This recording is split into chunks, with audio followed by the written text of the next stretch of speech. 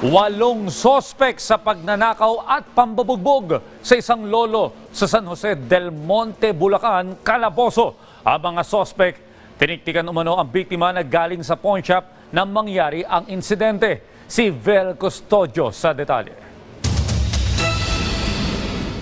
Walang awang dinakip, pinagnakawan at pinagtulungang bugbugin ng 8 tao ang 71 taong gulang na lalaki sa barangay Muzon Proper, San Jose del Monte, Bulacan.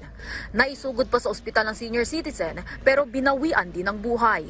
Sa investigasyon ng pulis, galing sa pawn shop ang biktima bago mangyari ang krimen. Hinihinalang tiniktikan ito ng mga suspect hanggang sa siya'y sapilitang dakpin pasado alas 5 ng hapon. Base po sa aming investigasyon, na persahan pong isinakay sa sasakyan. Tapos, abang binabagtas nila, siguro po itong biktima nakatunog na mga masasamang Kaya po nagpumiglas. Ngayon, nag-counterflow po itong sasakyan. Meron po silang nabanggang motorsiklo. Tapos po yung driver po ng motorsiklo, nakita po, biglang bumukas po kasi yung sasakyan. Nakita po nila na may binubugbog sa loob na isang matanda. Kaya agad po nakakuha sila ng pansin, kaya po hinabol po nila. Naabutan pa ang sasakyan ng mga suspect sa tapat ng isang private subdivision kung saan doon na ring nakatakas ang biktima. Nakahingi pa siya ng saklolo sa gwardiya ng subdivision, siya ka isinugod sa ospital. Naaktuhan pa sa lugar ang driver ng grupo, kaya siya ang unang inaresto. Itinuro naman ng driver ang 7 pa niyang kasabwat na nagpulasan na nang dumating ang mga pulis sa lugar kung saan nangyari ang krimen. Dahil dito, nahuli pa ang isang lalaki at 4 na babae sa ikinasang follow-up operation.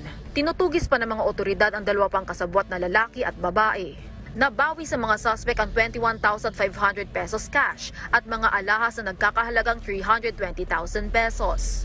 Kumpiskado rin sa kanila ang isang baril at improvised gun na sumpak na naglalaman ng tig-4 na bala. Napag-alaman na matagal ng modus ng grupo ang pambubudol at pambubugbog sa mga matatandang biktima. Kadalasan, kinukuha nila ang loob ng target at kapag naisama na nila, tsaka nila ito pagdanakawan. Depensa naman ng mga suspect.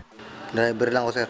No comment po. Hindi po ako kasama doon, sir. Pero sa mga sumunod na pahayag, tila nagkalaglagan na ang mag-asawang salarin. Hindi, wala ako sa sasakyan. Wala po. Ba't ka nasangkot dito? Hindi, nadamay lang po ako kasi nung time na yon, pumunta po ako sa asawa ko. Dahil manghihiram ho sana ako ng pera sa pinsan namin kasi nga po, bayarin na ho ng kuryente. Ano kinalaman nun sa biktima? Wala po. Sinama lang po ako ng asawa ko doon. Pumunta lang po ako doon sa... Nadamay lang. Oo, nadamay lang po ako. Ako lang hinahanap nila, pati yan sinama. Pero igidiit pa rin nila na wala silang kinalaman sa krimen. Wala po akong alam. Hindi ko pa alam na gano'ng ginawa nila po. Pinuntahan na lang kami sa bahay namin. Ewan ko kung bakit kami tinuturo. Pero makilala niyo siya? Hindi po. Nagturo lang, gano'n? Opo. Paano kayo natulong kung hindi niyo siya kilala? Nagawa na lang po yan siya ng pinagdadampot na lang po kami sa bahay namin. So, kilala niyo nga siya? Driver po.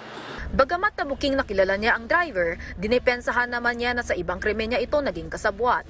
Base sa record, nakapambutol na sila ng isang retiradong pulis sa parehong lungsod nito lamang Pebrero.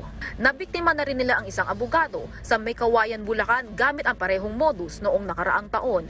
Kaya payo ng pulis.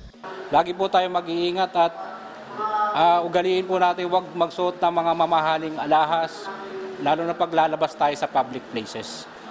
Dahil para hindi po maengganyo ang mga masasamang loob. At kung meron naman pong insidenteng ganito, maaari po kayong magpunta o magsadya sa aming himpilan. Samantala, hinihintay pa ng pamilya ng biktima ang resulta ng autopsy. Pero base sa deskripsyon ng anak ng biktima, dinatnan niyang duguan ng mukha ng kanyang ama. Hindi muna nagbigay ng pahayag ang mga kaanak ng biktima dahil sa labis na dalamhati nila sa biglaang pagkamatay ng kanilang padre de pamilya.